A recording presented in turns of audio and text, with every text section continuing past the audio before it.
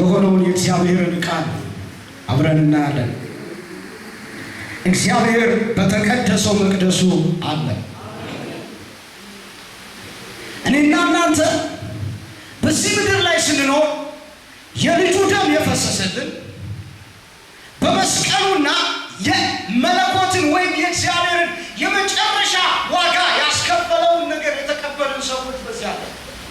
ሁላችንም ኢየሱስ ክርስቶስ ከከፈለው ዋጋ የተነሳ የእግዚአብሔር ልጅ፣ የእግዚአብሔር ወገን፣ የእግዚአብሔር ሕዝብ ለመባል የበቃን ሰዎች ነን።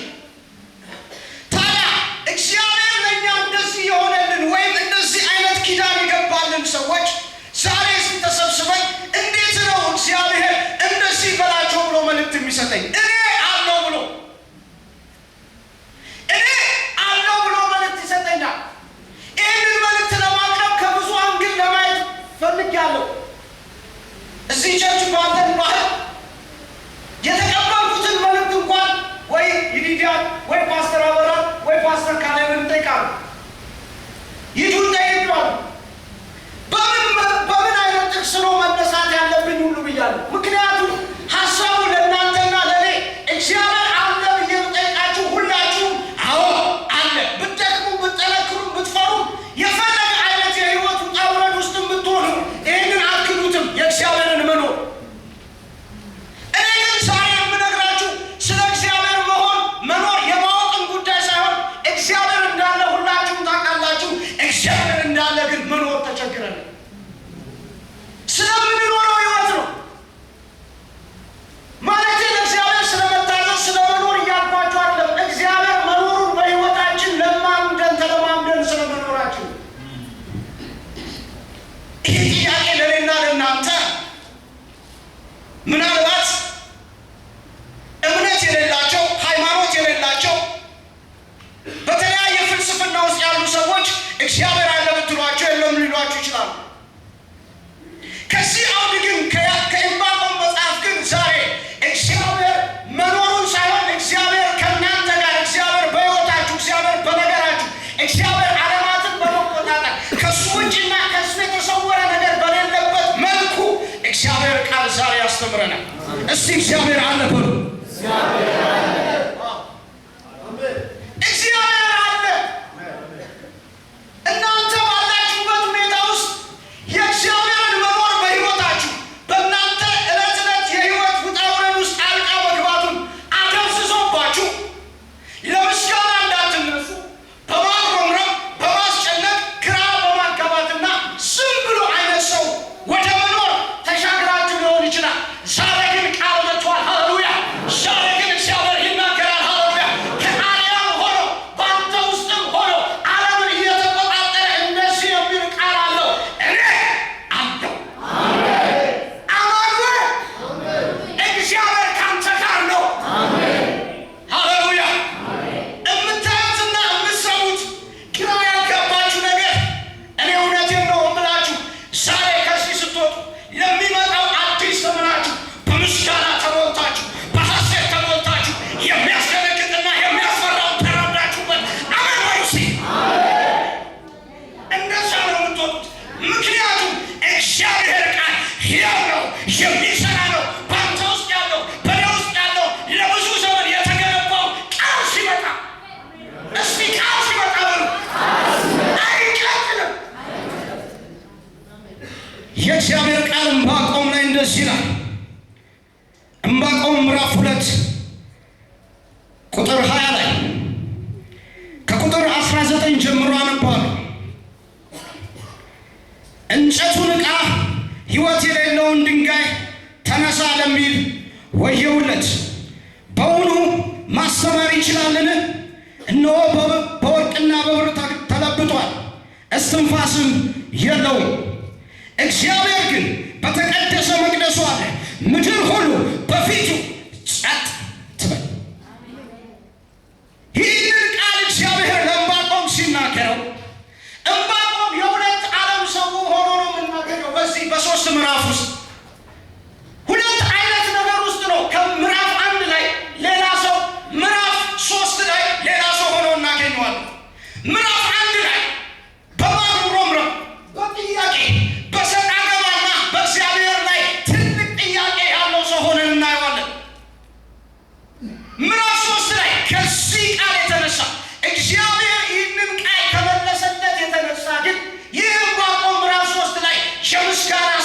የደስታ ሰው ምንም ነገር ባይታይ ምንም ነገር ባልሰማ የምጠብቀውማ የሚያስፈልገኝ ነገር ሁሉ ባይኖር እግዚአብሔር ደስ ይለኛል አለ።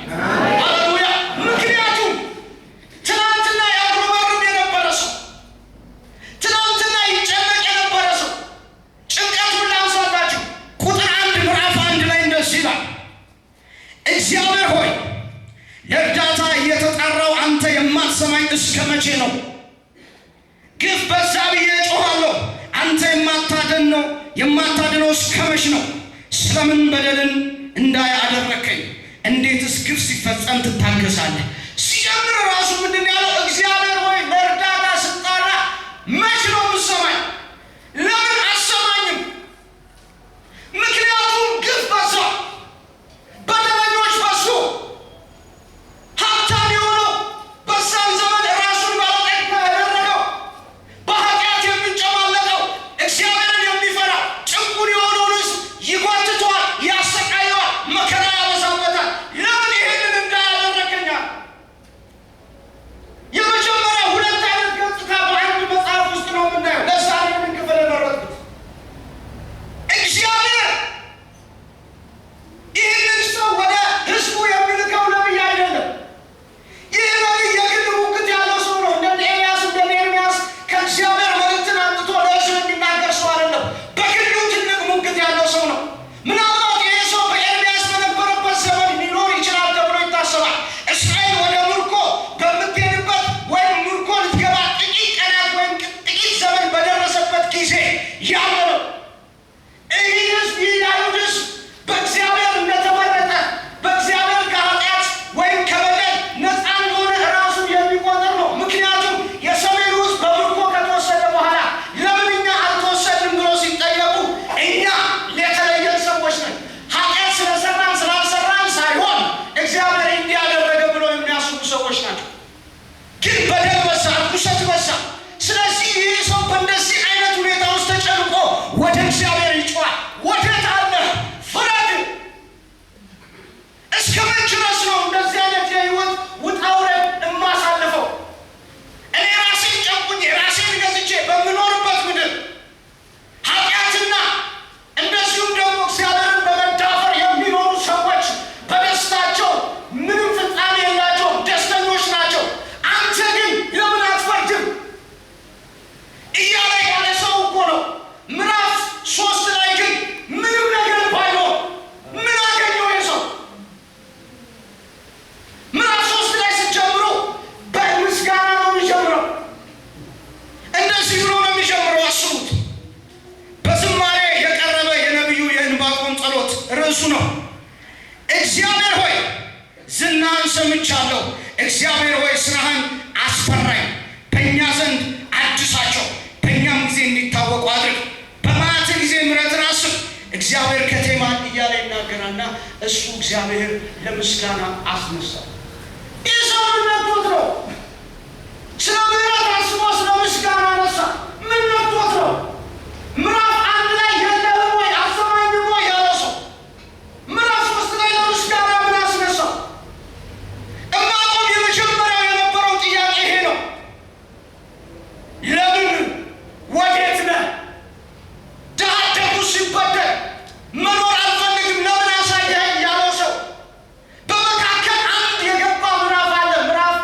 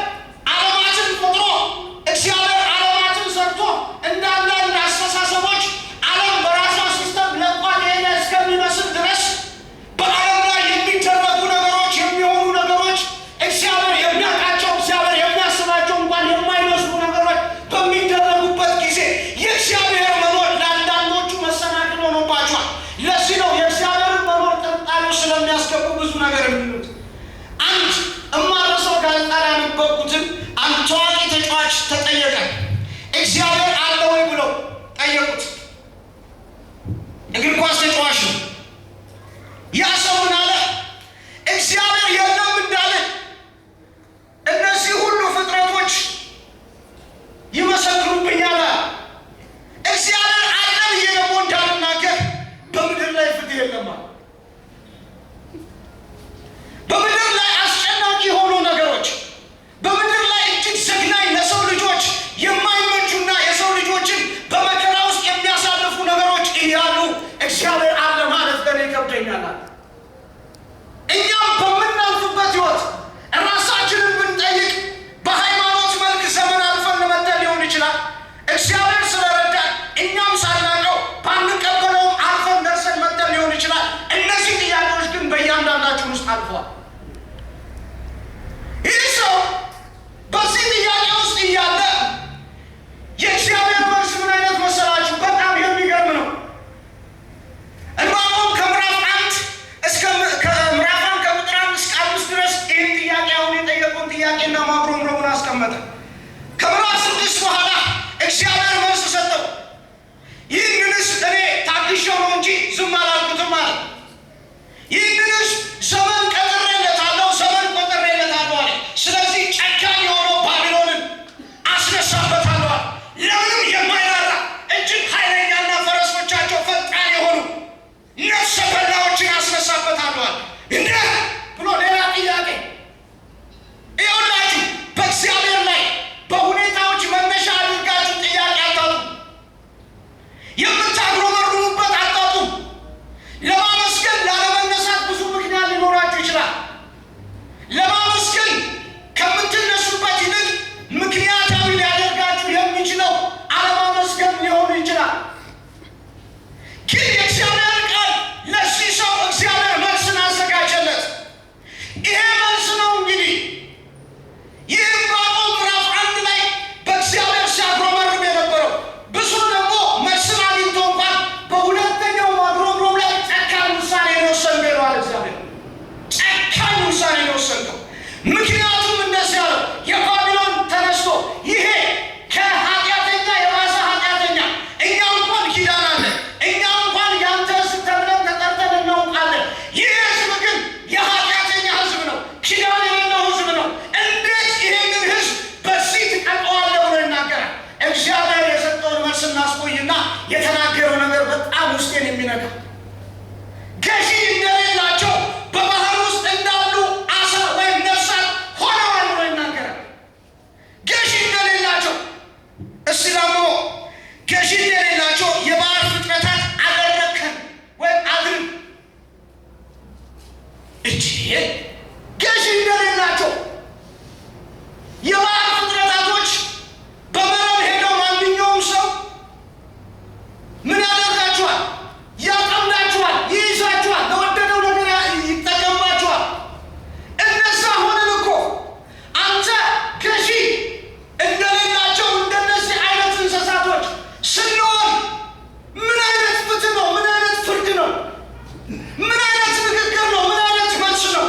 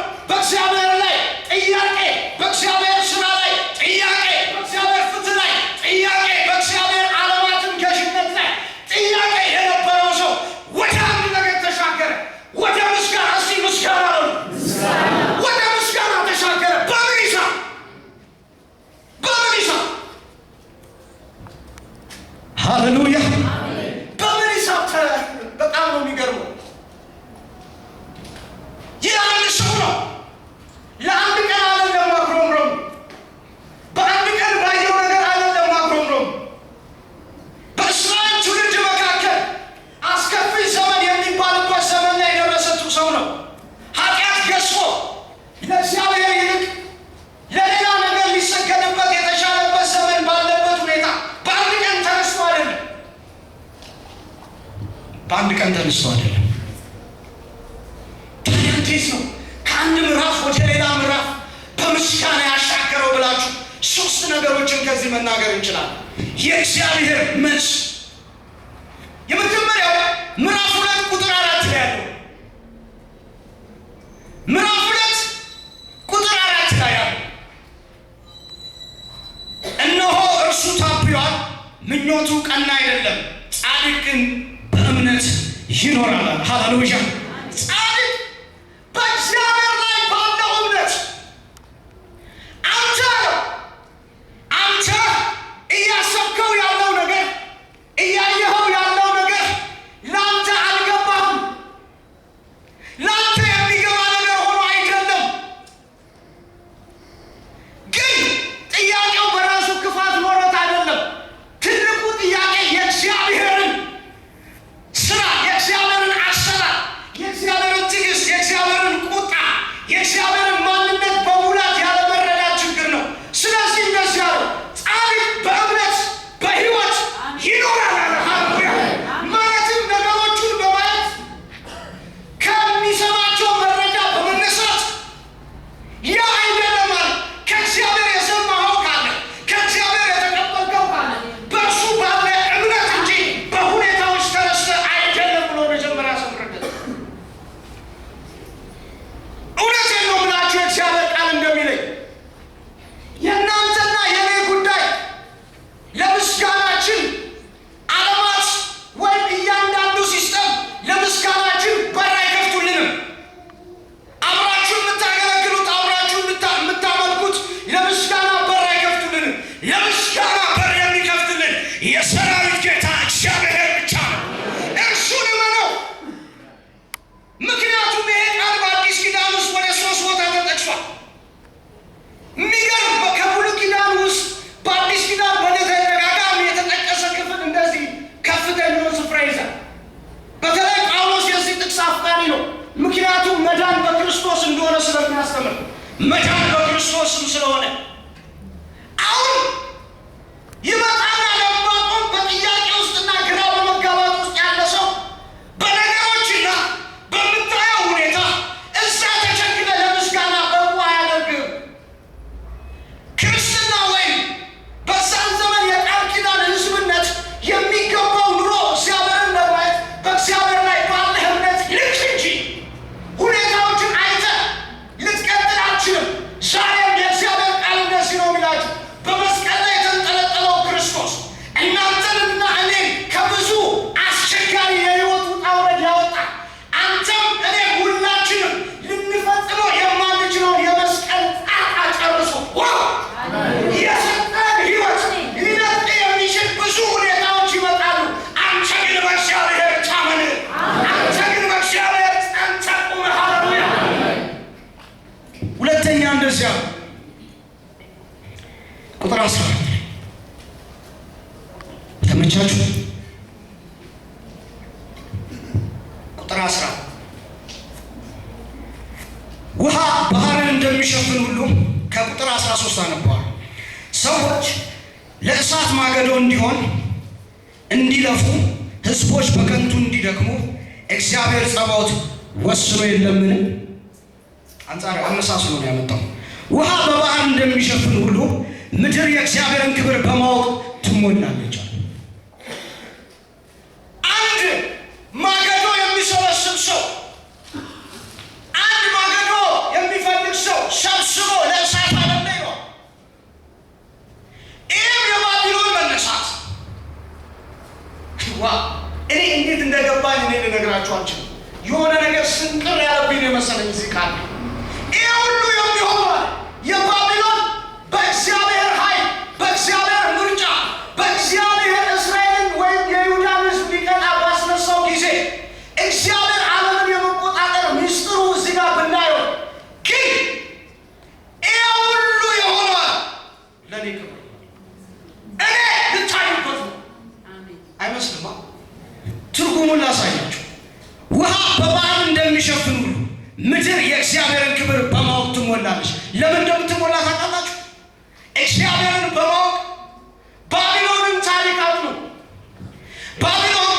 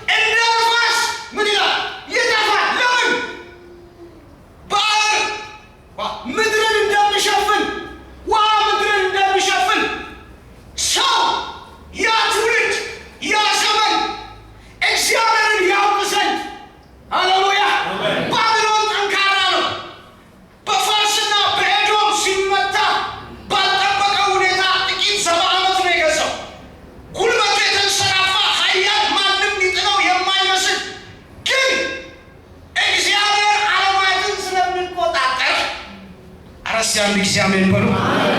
ዓለማትን ስለሚቆጣጠር ባቢሎን ሞደቁ እኔን ያሳያል። ስለዚህ እኔ ዓለምን በመቆጣጠር ታሪክ ውስጥ የምሰራው አንድ ነገር አለ። በየትኛውም ነገስታት፣ በየትኛውም ዘመን፣ በየትኛውም አይነት ነገር ውስጥ ራሴን እገልጣለሁ፣ ለሰው ራሴን አሳያለሁ። ለዚህ ነው አንተ የማይመስል ነገር እየሆነ ያለው። ለዚህ ነው አንተ የማታውቀው ነገር እየሆነ ያለው። ለዚህ ነው እናንተ ምንም የተቀበልነው ሕይወት የታረደልን የተከፈለልን ዋጋ ትልቅ ሆኖ በእግዚአብሔር የዘላለም ሀሳብ ላይ ግን መተላለፍ ስላለ በአንተ ሕይወት የሚሆነው የማይመስል ነገር፣ በእሷ ሕይወት የሚሆነው የማይመስል ነገር አንተን ለማጉረምረም እኔን ለማጉረምረም በር እየከፈተልን ነው። እግዚአብሔር ግን እንደዚህ አለ። አንድ ሰው እንጨት ለቅሞ ለእሳት እንደሆነ የባቢሎንን መነሳት ለእኔ ክብር ነው አለ። ሲያማፈሩ እንዴት ጠላት ሲነሳ ለእግዚአብሔር ክብር ይሆናል። ምክንያቱም ማንም ሰው አይጥለውም የሚለውን ነገር እግዚአብሔር ሌላ ንጉሥ ያስነሳናል። ከገባችሁ እስቲ አሜን በሉ። ያንተ ነገር ያልገባህ እኮ እግዚአብሔር ስለማያውቀው አይደለም። የእኛ ሁኔታ በእግዚአብሔር ዘንድ ያልተሰራ ያልታሰበ አይደለም። ግን አለ እግዚአብሔር እኔ የከብርበት ዘንድ ይህንን አደረግኳል። ሶስተኛ ይሄ ዋናው ሀሳቤ ነው። ሶስተኛ ላይ ምን አለ?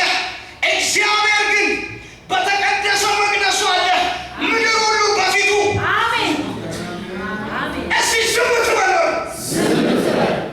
እግዚአብሔር በተቀደሰ መቅደሱ፣ እግዚአብሔር ሁሉን በሚገዛ ማንነቱ፣ እግዚአብሔር በዘመናት መካከል ብርቱ በሆነው ማንነቱ ማንም ሊያሸንፈው ማንም ሊረታው በማይችል ሁኔታ ዕንባቆም ግራ ገብቶታል። ዕንባቆም ተጨንቋል። እግዚአብሔር ለሶስተኛ ጊዜ ግን እንደዚህ አይነት መልእክት ነገረው። እኔ አለሁ እግዚአብሔር እኔ በመቅደሴ አለሁ። እነሱ የሚያመልኳቸው እነሱ የሚከተሏቸው ጣዖት ከእነሱ ጋር ነው አንጻራዊ አድርጎ የሚናገረው። ነገር ግን ብሎ ስላስገባው ማለት ነው። እነሱ የሚከተሏቸው እነሱ የሚያመልኳቸው የሚያስተምሩ አይደለም፣ የሚመሩ አይደለም። እኔ ግን ሃሌሉያ ዓለማትን የምገዛ ዓለማትን የማስተዳደር አላውቀው በሉ እስኪ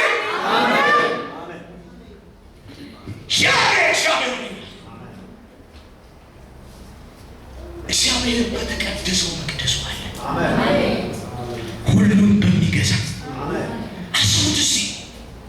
እኔና እናንተ ያለንባት ሰርክል በጣም ጠባብ ነች። አንዳንዶቻችን ቢሰፋ ውጭ ነው የሚደርሰው። የአንዳንዶቻችን እንደኔ አይነቱ ከቸርች ክልል ውስጥ ነው። እግዚአብሔር ቀን ስላለው እስቲ አሜን በሉ። በዚህ ክልል ውስጥ ነው ያለ ነው። የእግዚአብሔርን ግን የመኖር ጉዳይ ላሳያችሁ። እግዚአብሔር በዚህ ምድር ላይ ነገስታትን እያስነሳ ነገስታትን እያዋረደ ነገስታትን እየሾመ እያስተዳደረ ያለው የገዛ የምድሪቷ ሲስተም እና የሰዎች ብርቱ ፍቃድ አይደለም። እግዚአብሔር ባቢሎንን ከማስነሳቱ በፊት አሦር ሲነሱ አሦራውያኖች በነ አሞጽ ላይ ብታዩ አሦራውያኖች እጅግ አስፈሪና ብርቱ ሕዝብ አልነበሩ። በጣም ጥቂት ሕዝቦች ነበሩ። እግዚአብሔር ግን ዓለማትን ሁሉ በተለይ የሰሜኑን ማህበረሰብ ለመቅጣት አሦርን ከፍ አደረገው። ከማይገመት ቦታ ከማይገመት ነገር ውስጥ ያኔ እነ ግብፅ ተንሰራፍቶ ነበር። እስራኤልም ራሱ ክንደ ብርቱ የነበረችበት ዘመን ነበር። አሁን ዓለም የምትባለው ይሄ ምድር የሚባለው ምድር ዝም ትበላለች ያለው ምድር የሚባለው ነገር በራሷ ሲስተም እና በሰዎች መልካም ፍቃድ እየተመራች አይምሰላችሁ። አጋንንትም ቢሆን በመጽሐፍ ቅዱሳችን ላይ የዚህ ዓለም ገዢ የተባለው ዓለማትን የሚወክል ሳይሆን በኃጢአትና ከእግዚአብሔር ውጭ በሆኑ ሰዎች ላይ የመግዛቱን ጉዳይ ነው የሚያንጸባርቀው እንጂ ዓለማትን የሚገዛ ዲያብሎስ አይደለም። የሰው ቅንና የሰው የሚገርም አስተሳሰብ አይደለም። ዓለምን የሚገዛ የሰራዊት ጌታ እግዚአብሔር ዋው!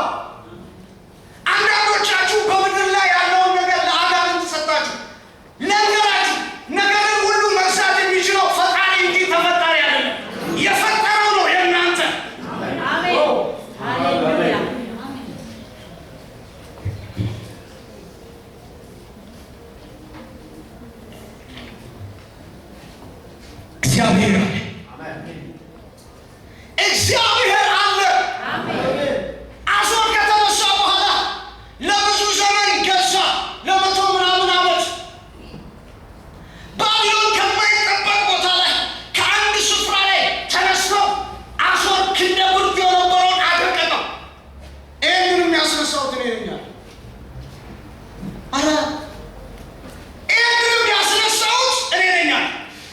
ከባቢሎን በኋላ ፋርስ እና ኤዶም ተነሱ። የሚገርማችሁ ከስንት ዘመን በፊት በኢሳይያስ መጽሐፍ በትንቢተ ኢሳይያስ ምዕራፍ 45 ላይ ስለ ቂሮስ የተነገረውን ሀሳብ አስተውሉ። የራሱን ደጆች የሚሰሩ እግዚአብሔር ከፊቱ ያወጣለት ማን መሰላችሁ? የአሕዛብ ንጉሥ ነው። ቂሮስ ተነሳ።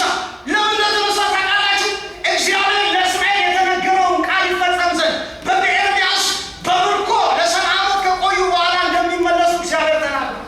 ስለዚህ ማንን አስነሳ? ቂሮስን አስነሳው። ቂሮስ ደግሞ አገዛዝ ይገርማል። ቂሮስን ሲያስነሳው የሚገርማችሁ ነገር በእውነቴ ነው ብላችሁ የሚገርማችሁ ነገር ቂሮስ ሲነሳ ዲሞክራት አስተሳሰብ ያለው ነው የሚመስለው።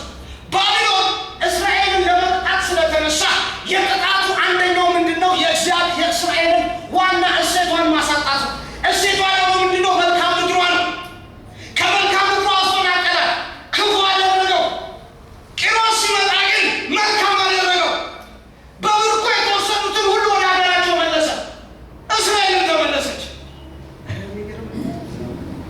ምን እንደሚሰራ ታውቃላችሁ? በዓለም ላይ በአንድ አጋጣሚና በሁኔታዎች አይደለም። እግዚአብሔር በዙፋኑ አለ ብለን ስንናገር ዓለምን ይገዛል፣ ዓለምን ይቆጣጠራል እያልን ነው። ከዛ በኋላ ሂዱና በዳንኤል መጽሐፍ ላይ ተመልከቱ። ዳንኤል መጽሐፍ ላይ ወደ 4 ቦታ አንድ መልእክት በተደጋጋሚ በተለያየ ምስሎች ይናገራል። ያ ምስል ምንድን ነው? ከባቢሎን መንግስት ጀምሮ እስከ ሮም መንግስት ድረስ በአጋጣሚ አይደለም እናንተም የመጣችሁት። አሁን ያለችው ዓለማት በራሷ ፈቃድና በራሷ ምኞት ያለችውን ቅርጽ ይዛ አይምሰላችሁ። እያንዳንዱ ነገር እግዚአብሔር ነው የሚያደርገው። ይኸውላችሁ ተናግሯል እግዚአብሔር በዳንኤል መጽሐፍ ላይ እስከ ሮም አገዛዝ ድረስ ከፋርስና ከኤዶም በኋላ ታላቁ እስክንድር መጣ። የግሪክ መንግስት ታላቁ እስክንድር መጣና ከዛ በኋላ የሮም መንግስት መጣ። ከሮም መንግስት በኋላ እንግዲህ በመጽሐፍ ቅዱሳችን ላይ ስለ ሐሳዊ ክርስቶስ ይናገራል። እስከሚመጣው እኛ እስካለንበት ድረስ ይተርክልናል። አንዳንድ ነገስታቶች በምድር ላይ ሲነሱ ትናንትና የአሜሪካን መግነን ዓለማትን ሁሉ ልጠቀልል በምትችልበት ሁኔታ ገዝፋ ነበር። እርሱንም እግዚአብሔር ለወንጌል ተጠቀመበት። አስባችሁ ታውቃላችሁ? የፔንቴኮስታል እንቅስቃሴ እዚሁ ስላሉ ብሎ ወንጌሎች የፔንቴኮስታል እንቅስቃሴ ከአሜሪካ ውስጥ ነው የፈነዳው። ለምን ይመስላችኋል? ከአፍሪካ ቢፈነዳ ተጽዕኖ አይኖርም። ይሰማሉ፣ አግንኗቸዋል። ተረዳችሁ? ቋንቋቸውን ገነው። በጣም የሚገርማችሁ በክርስቶስ ኢየሱስ አገልግሎት ላይ ዛሬ እኔ እናንተ ወንጌል የደረሰን ሁሉም ማለት ትችላላችሁ። የአዲስ ኪዳን የተጻፈው በግሪክ የሄሌናይዜሽን ፍልስፍና ለዚህ ትክክለኛ መሰረት ነው። ኢየሱስ ክርስቶስ ሲመጣ የሮም መንግስት ቢገዛ የሄሌናይዜሽን ፍልስፍና ወይም የነዚህ የግሪኮች አገዛዝ በቀኝ ግዛት ሰው ሲገዙ ቋንቋቸውን፣ አስተሳሰባቸውን፣ ባህላቸውን ማስረጽ ሮም ገዢ ሆኗል። በቤተ መንግስቱ እንኳን የሚነገረው የግሪክ ቋንቋ ነበር። ዓለማት በግሪክ ቋንቋ ይግባቡ በነበረበት ሰዓት ኢየሱስ ነው።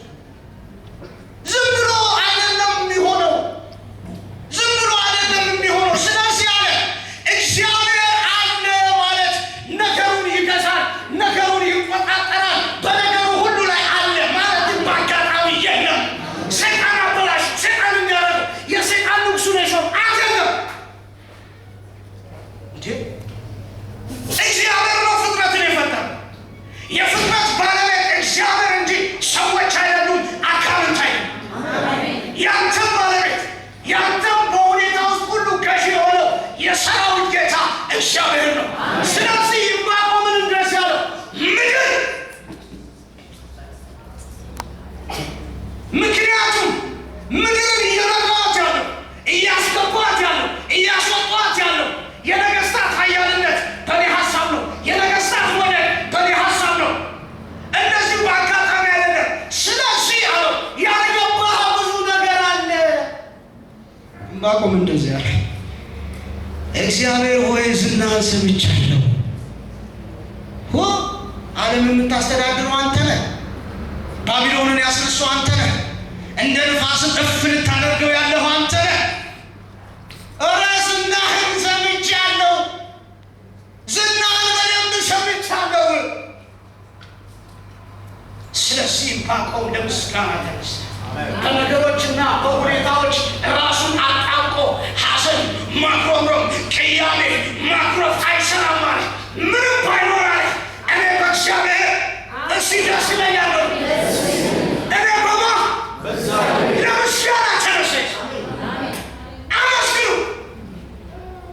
ያንተ አምላክ የምድር አስተዳዳሪ፣ ያንተ አምላክ በማንም ሁኔታ ውስጥ ዝም የማይ በሁለተኛ ደረጃ ምድር ዝም ትበል ሲል ፈራጁ እኔ ነኝ እያለ አንተ ባለበት ሁኔታ ውስጥ ያንተ ነገር የተደበቀ የተሰወረ በእግዚአብሔርም በሰውም ሰው እንደፈለገ የሚያደርግብህ ሁኔታዎች እንደፈለጉ የሚያደርጉብህ እየተጨነቅ ያለ የምስራች እነግርሃለሁ። እግዚአብሔር ፈራጅ ነው። እግዚአብሔር ይፈርዳል። ምክንያቱም የማያውቀውና በሚስጥር በምድር በታች የሚደረግ ነገር የለም። እግዚአብሔር አለ። ይህ እግዚአብሔር ከአንተ ጋርም አለ። ሃሌሉያ! ከአንተ ጋር አለ። ክርስቶስ ሲነግረን እንደዚህ አለ።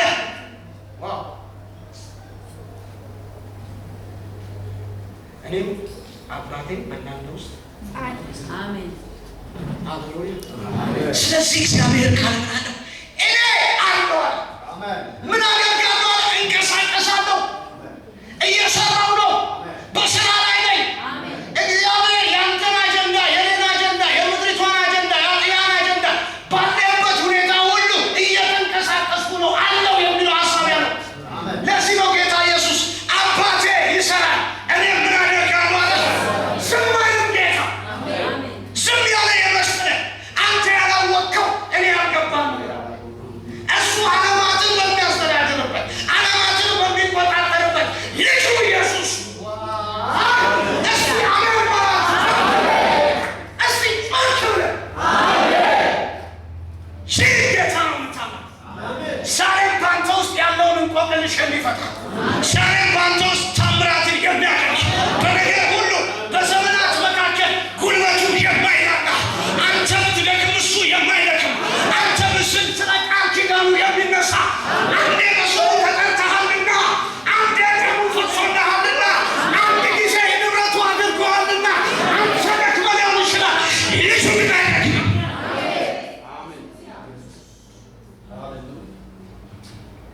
ምክንያቱም እግዚአብሔር አለ። እግዚአብሔር በስራ ላይ ነው። እግዚአብሔር በስራ ላይ ነው። እስቲ እግዚአብሔር በስራ ላይ ነው ወይ? ሃሌሉያ! እግዚአብሔር በስራ ላይ ነው። በዚሁ መንፈስ እንቆማለን። እግዚአብሔር በስራ ላይ ነው። ያንተን ታምራት ሊያሳይ ዛሬ እግዚአብሔር በስራ ላይ ነው። በምስጋና ተሞልተህ እንድትወጣ እግዚአብሔር በስራ ላይ ነው። ያንተን ታምራት ዛሬ ማየት ካለብን እግዚአብሔር በስራ ላይ ነው። እግዚአብሔር በስራ ላይ ነው። እግዚአብሔር በስራ ላይ ነው። ሻላታ ሳካታራባሽ ይላላላቦሳ የሚያልፍ ነገር አለ። ሃሌሉያ! የሚያልፍ ነገር አለ። በአንተ ህይወቱ ዛሬ የምስጋና ትሞላለህ። በምስጋና ኃይል ትሞላለህ። ጠላት እያየ ዲያብሎስ እያየ ነገር ግራ በሚገባ ነገር ውስጥ ግን ዛሬ በምስጋና ትቆማለህ። ዋ ሎሎሎ ሳታ ፓራሻንተሲ ይራዳባ ሳንቶሽ እግዚአብሔር አለ በሉስ። ጳውሎስ ሲናገር እንደዚያ እግዚአብሔር ከእኛ ጋር ካለ ማን ይቃወመናል? እግዚአብሔር ካንተ ጋር ነው ወንድሜ።